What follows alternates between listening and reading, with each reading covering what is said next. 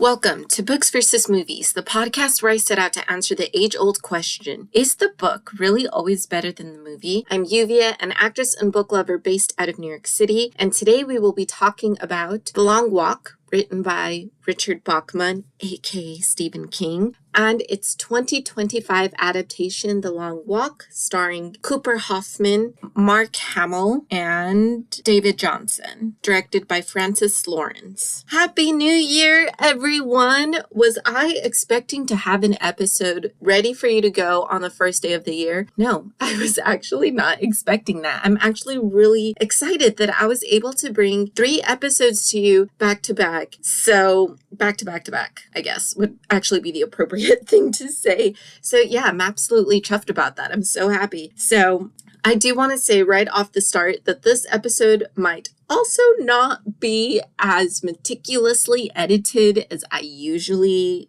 do, just because, like I said, during my Christmas episode, I am currently in El Paso with my family and just getting some good family time in and holiday time with them. So I know when I listen back to this episode, I'm going to be very upset that I didn't take the time to meticulously edit it the way that I usually do. But in the moment, I'm going to be happy that I took the time to spend with my family. But that being said, let's go ahead and get started. I don't have much more to say beyond that. So, The Long Walk was first published in 1978. As I said, this is written by Stephen King under his pseudonym Richard Bachman, and I'm really curious as to I need to do more research as to find out why Richard Bachman was writing so politically at this time, because this is when he wrote The Long Walk and he wrote The Running Man, and both are very obvious commentaries. I mean, The Long Walk is very much an allegory towards Vietnam War, the Vietnam War specifically, as the Vietnam War had recently ended. But in general, these are just very political titles for Stephen King, which Stephen King is a very political person, but we usually know him as the horror guy. So I really want to know what motivated this beyond the Vietnam War, if there was anything. But anyway, The Long Walk follows 16-year-old Ray Garraty as he gets ready to compete in the annual grueling match of stamina and wits known as the Long Walk. In this Long Walk, 100 boys must keep a steady pace of 4 miles per hour without stopping. The winner receives a prize. This prize is anything that he wants for the rest of his life. But what a lot of these walkers don't realize is just how they can never be fully prepared for something as grueling and as harsh as this walk is. There's no finish line. Ultimately, the winner is the last man standing. Contestants cannot receive any outside help whatsoever. If they slow down under the speed limit, they're given a warning. If they're giving 3 warnings, they're out of the game permanently. The 2025 adaptation, The Long Walk, follows a group of teenage boys who compete in an annual contest known as The Long Walk, in which they must maintain a certain walking speed or get shot. So yeah, it is a fairly faithful adaptation. It is definitely set more in modern times as opposed to this taking place in the 70s. But otherwise there are like minor changes as we will get into. And as always, there will be spoilers. Although I shouldn't say as always, because I did manage to do the monster episode without any spoilers. But as usual, there will be spoilers in this episode. This one, I just can't get away with not revealing any spoilers. So, as I stated, that this book is an allegory for the Vietnam War. There's definitely some things that the political commentary that Stephen King was trying to make was definitely very anti-war and very anti-Vietnam War in particular. The walkers a lot of them are drafted into the Long Walk. They are allowed to back out if they would like, but they're drafted and a lot of them have no choice but to do the Long Walk. While, like I said, it is technically voluntary, but a lot of them don't have any other option but to do it, especially if they live in poverty. They don't have a lot of money. This is the way they see to get out of this situation. The prize is kind of like a vague prize. Yes, they can get whatever they want, but do they really win after they've suffered and seen so much? They're still, yes, they win, but are they really winners when they're gonna have like, they could have psychological like PTSD, things like that from what they experienced. So those are the different ways in which the Vietnam War is kind of brought to life in this fictional world. So just wanted to get that out there. But the Long Walk in this world was created after some sort of war. It's never really specified. There was like some sort of war. This is an alternate United States, so it's not the Vietnam War. It's hinted that it's like a civil war that happened in the United States and it just devastated the country. And so this Long Walk is a way to like build a patriotism and get people to root for something and unite for something. And yeah, so this is definitely not, this is not the United States. This is an alternate United States. And this is why the Long Walk was created. Before I continue, I do want to say that there are so many characters in this book, and it was hard to keep track of all of them, even watching the film and reading the book. It's just a lot of names. The main ones that stuck with me are like Ray Garraty and McVries. And yeah, so they're the ones. And then like little by little, like with the film, I remembered like the faces of the actors and was able to keep track of who was who that way. Not necessarily their names. I was still like, I don't know who that was, like name wise, but it's like, I know who that is visually. Reading it, I was still like, wait, who is that again? It's just a lot of names to keep track of. So I won't be naming everyone unless I absolutely have to. And so I was laughing earlier when I said McVries because the character spelled McVries. I'm pretty sure it's pronounced McVries. But even while reading the book, I would switch back and forth between calling him McVries and McVries. So that's probably going to happen while I'm doing this episode. So it's the same person. I'm just switching up the pronunciation because my mind can't settle on what the correct one is, even though I'm pretty sure it's McVries. But anyway, yes. So in the book, there are 100 walkers. In the film, they cut it down to 50. Now, these 100 walkers can be from anywhere. There's a draft similar to the Vietnam War draft where people were kind of just drawn by like via lottery system. So these walkers can be from anywhere in the country. There might be more than one person from one state. There might be only one person from a state. A state might not have a representative. So it's just the 100 walkers and they can be from anywhere. In the film, they cut it down to 50 walkers and it's one boy from each state. So every state has a representative. But yes, they cut it down from 100 in the book to 50 in the film. This does make it a little bit easier to keep track of. There's still a lot of boys and they do die a lot quicker in the film because it's just a lot easier to kill 50 boys than it is 100. So yeah, there's definitely more competitors that last. They don't die off as quickly in the book as they do in the film, but I guess that just has more to do with the amount of people competing at a time, which makes sense. In the film, they also combined the characters of Olsen and Scram. So they combined characteristics of him, and then one of the other characteristics they gave to a different character. So Scram in the book is,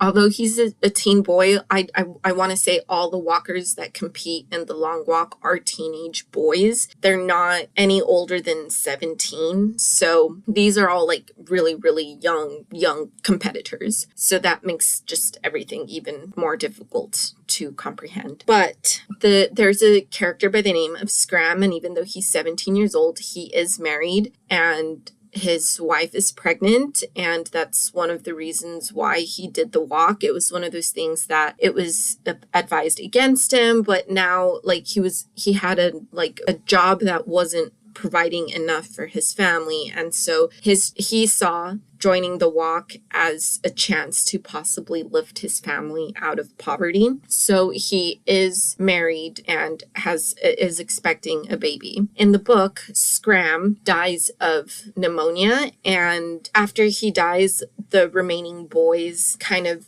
agree that whoever wins will send some of their prize money to Scram's wife so that she is able to not struggle as much financially as she tries to now raise her baby as a widow. In the film, Olsen is a character in the book as well, but they combined the characteristic of Scram into Olsen in the film. I know this is very confusing. Again, there's a lot of people to be aware of, but in the film Olsen, there is no character of Scram. Olsen is the one that is married, and Olsen in the film dies the same way he dies in the book. He steals one of the guns from the guards and shoots and ends up shooting at them. He kills one of them, and then obviously the guards shoot back and he dies. It's a very graphic death in the book. Not so much in the film, but the film is very, very graphic.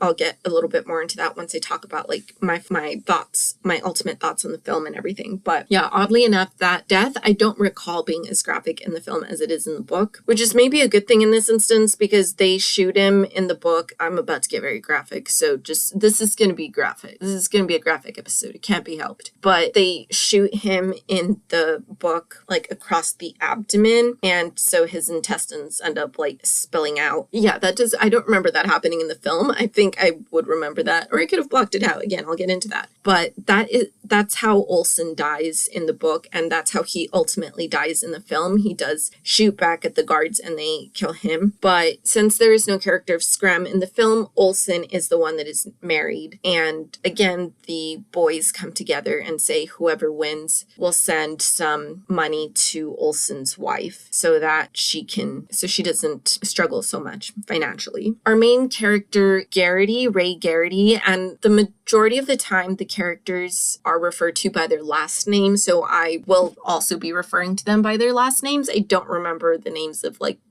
their first names of most of these characters, but anyway, Ray Garraty, he's our main character. They say his name several times. But yes, in the film, so in the book he has a girlfriend named Jan, and that's kind of his motivation to make it to Freeport. He's the contestant from Maine, and so the walk starts at the Maine-Canada border, and then they work their way down towards, I'm guessing they work their way down to Florida. Do they make it all the way to Florida? No. Who's gonna make it to Florida walking without any rest or sleep or anything? So yeah, so the long walk, they start and then they just walk. They do not stop walking. They do not stop. They're not allowed to rest. They're not allowed to sleep. They are fed. They do have belts that come with kind of like astronaut food. So that's what they eat, and they're given water as well whenever they need it, but they're not allowed to rest or sleep. So yeah, no one's going to make it to walking from Maine to Florida, but I'm thinking that's where they go because the walk ends somewhere in Massachusetts. But anyway, so Garraty is from Maine. His mom, seeing his girlfriend mainly is his motivation for making it to Freeport. And in the film, he doesn't have a girlfriend. He sees his mom when he makes it to Freeport, and Ray Garraty does almost die in front of his mom and in front of his girlfriend / mom in the book, but he is saved by McVries. So when Garraty sees his girlfriend in the book, he kind of decides you know what, I'm done walking. I'm going to die in her arms. And McVries saves him from that and is you're not no, you're not going to die in front of your mom and your girlfriend. That is very selfish way to die because you're going to leave them with that image of you just dead right in front of them. You're not not going to do that. So McVries stops Garraty from killing himself, essentially, in front of his mom and his girlfriend in the book. In the film, again, he does see his mom and he runs to her. And so the walkers are not allowed to leave like the lines of the street. Like they have to stay within the lines. If they step off to the shoulder or past the shoulder, they're done. They're shot. So Garraty runs towards his mom in the film, and she's freaking out. She's very sad. She's played by Judy Greer in the film. She does a good job. So he runs to her, and again, McVries has to stop him. But his mom is also like, no, like, don't worry about me. But he's apologizing and he feels really bad because he realizes that maybe he should have backed out. That maybe this is when he starts thinking like maybe the prize isn't worth it. So he tries to back out, or he regrets not backing out and is like apologizing to his mom and his girlfriend for that. But they're kind of just like, you keep going. Or his mom is like, keep going.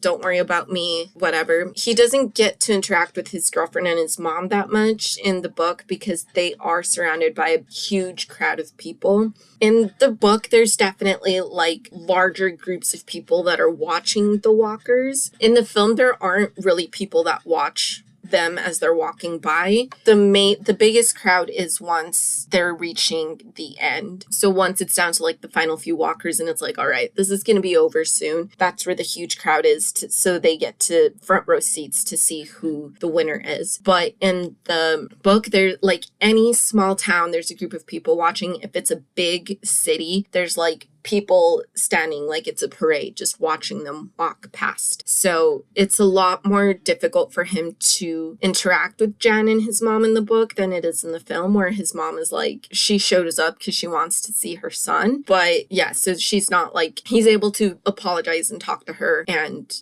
everything. So in both the book and the film, the final three walkers are Garraty, Stebbins, and McVries. They did change up in the film who the final two walkers were. So in the book, McVries reaches a point where he's like, I'm done. I don't want to walk anymore. And he just kind of gives up. And nothing Garraty does is able to convince him to keep going. So McVries is killed, leaving Garraty and Stebbins as the final two walkers. In the film, they give what was Scram's death. So again, Scram is the one that had the wife in the book and dies of pneumonia. They give Scram's death to Stebbins. So Stebbins in the film is the one that dies of pneumonia and ends up leaving McVries and Garraty as the final two walkers. So the ultimate winner in the book ends up being Garraty. So after McVries and Garraty become really, really good friends. And once McVries dies, Garraty is kind of just like, you know what, then I'm done walking too. And so he goes up to Stebbins and is like, you win, man. Like, good job. Stebbins is revealed to be one of the Major's illegitimate sons. And so that's like his main motivation is like, if I win this, I'm going to be welcomed into my father's home. That's what I'm going to use my wish for. And so Garraty goes up to Stebbins and is like, you're laser focused. There's no way you can lose. So congratulations, man. And as he's trying to tell Stebbins this, Stebbins just all of a sudden like grabs Garraty in horror and falls over dead. And that's how Garraty becomes the winner in the book. So McVries sacrifices himself. McVries kind of just reaches a point where he's like, I'm done. And he sacrifices himself. And then Stebbins also just reaches a point, I'm assuming, where he just gets so exhausted he can't go on and he dies. And Garraty is the winner. And it has kind of a more ambiguous ending where he's might be hallucinating. Like, he's just so in shock at like everything that he just experienced, everything he just witnessed. So he's such in a shock that he sees like a dark figure up ahead that tells him to keep walking. And so even though the Major says, you're the winner, what do you want your prize to be? Like, Garraty just completely ignores him. And the book ends with him continuing walking towards this dark figure that he's seeing. So it's very, very dark ending. In the film, so McVries is the one in the film. Stebbins, like you said, dies of pneumonia, and McVries and Garraty are the final two walkers. McVries says, you know what, I think you deserve to be the winner. Like, everything we've talked about, everything, I feel like you're the more deserving person to win. So I think you I'm going to stop right now. And he stops, and Garraty convinces him, like, no, like, we'll keep going together. We'll keep going. When it reaches a point, we'll figure it out. But like, you keep going, keep coming with, like, keep walking with me. And McVries is like, okay, yeah, I'll keep walking with you. And so McVries he keeps going, and he's talking to Garraty, trying to, and is just like, man, like, I can't believe I almost did that. Thank you so much. Only to hear the gunshots of Garraty being killed. And that's when he realizes that Garraty has now sacrificed himself so that McVries could be the ultimate winner. Way at the start of the film, Garraty had said that his wish, should he win, was that he was going to wish for a gun and kill the Major himself. The Major was responsible for capturing his father, Garraty's father, who was opposing the government, and for opposing the government, he was executed. And so Garraty's motivation was revenge on the Major. And McVries had told him, like, that's not a good, like, I don't think revenge should be your ultimate goal in this walk. Like, you can do so much good. Like, you can use your prize money to actually help your community, and that would be better than seeking revenge on the Major. But once Garraty sacrifices himself, McVries wishes for the gun and kills the Major and completes Garraty's final wish before McVries then continues on walking, and chaos ensues all around him because he killed the Major. And that is how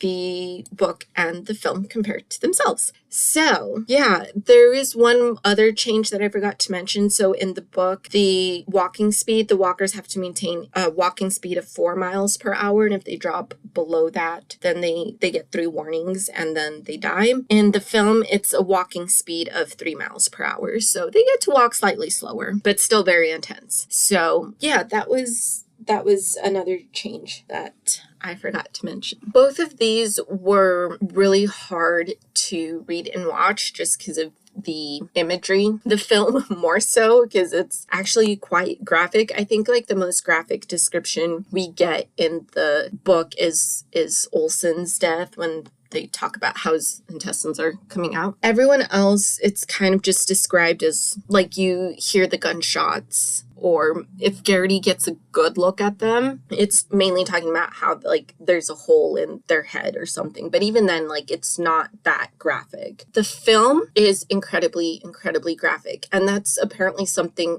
that Stephen King really, really wanted. Like, he fought for it to stay as graphic.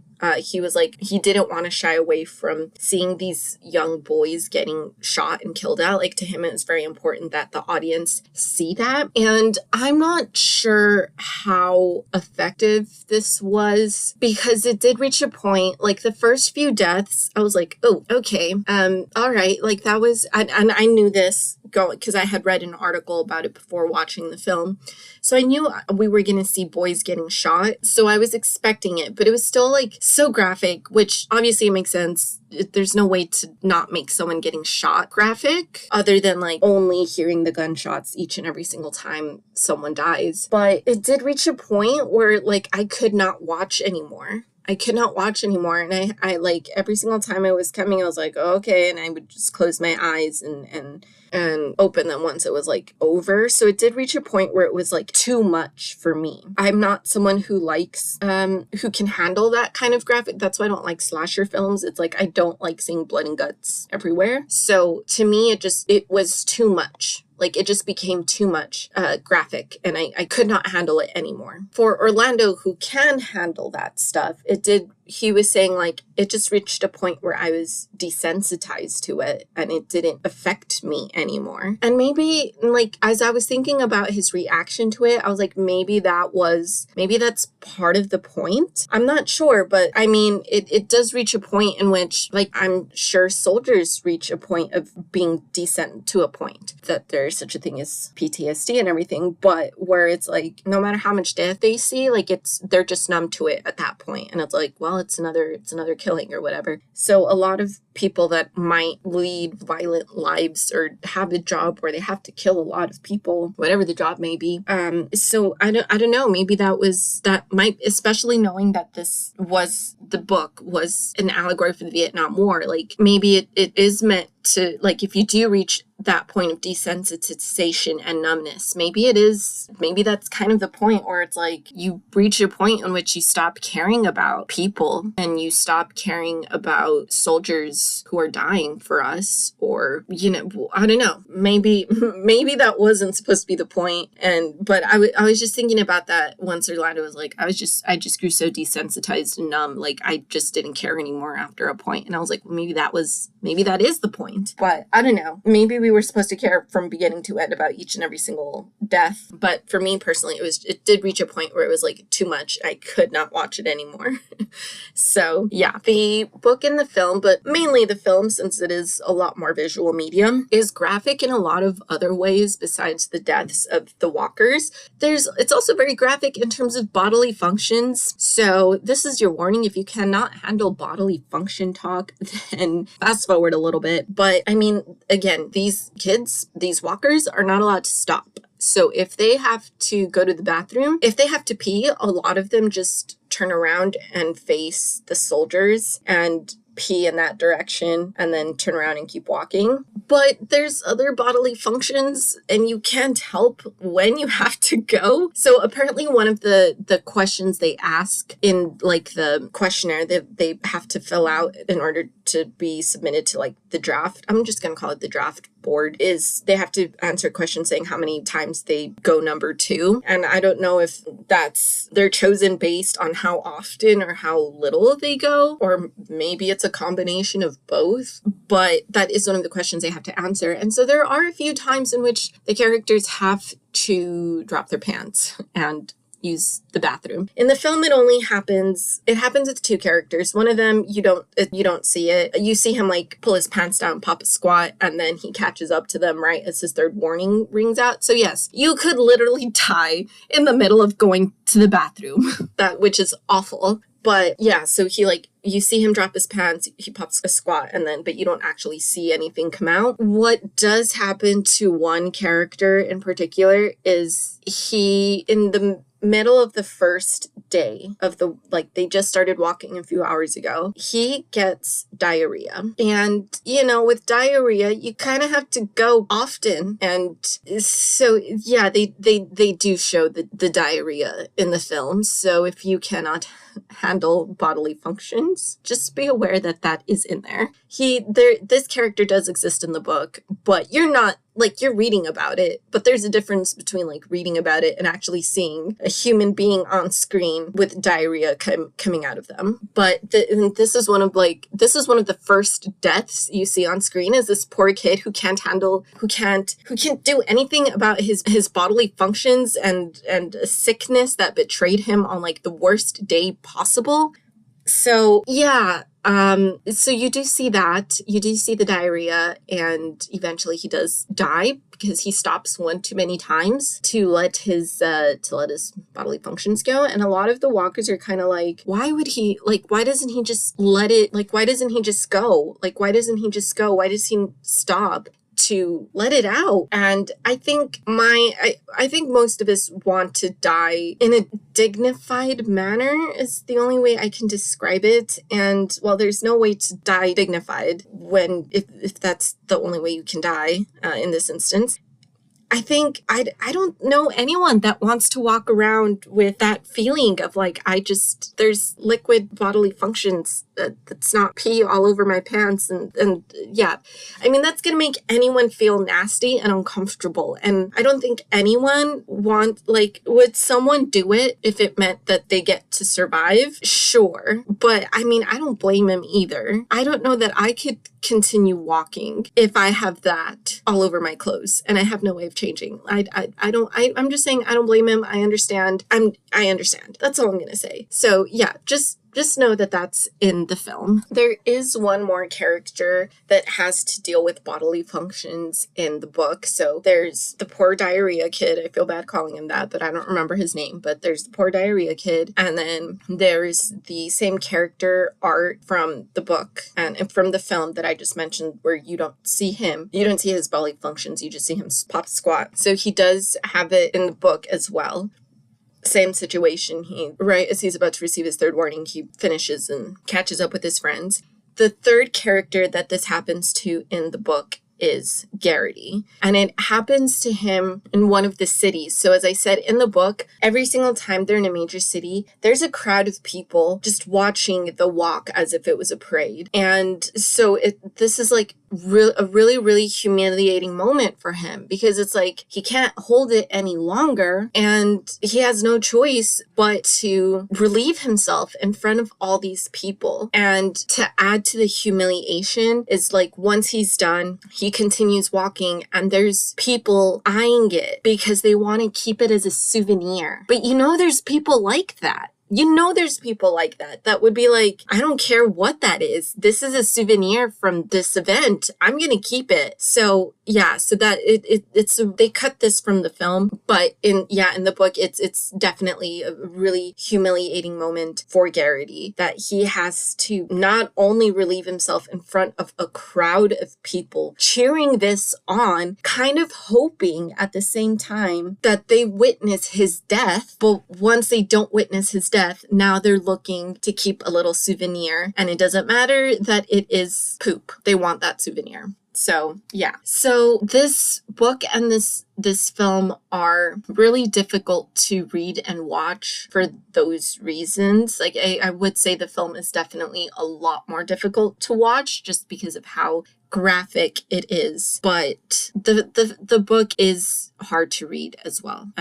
It's difficult. But that being said, I rated the film 3.5 stars, and I rated the book 4 stars. So the winner is the book. Yeah, the book, I just felt the ending of the film was more satisfying because you see the major die, but the ending of the book was just a lot more haunting. And I did knock some points off the film because of how graphic it was. Again, I can't handle that much graphic. I just don't function that way. So I did knock some points off for that. But the book, I was able to handle it a lot more than I was able to handle the film. So it was a lot easier for me to give it a high rating. But even then, the film is good. The acting from everyone is great as well. But I feel like the book is better. And I just felt for the characters a lot more in the book. And he said the ending is haunting, and there are some things that were changed for the film as well that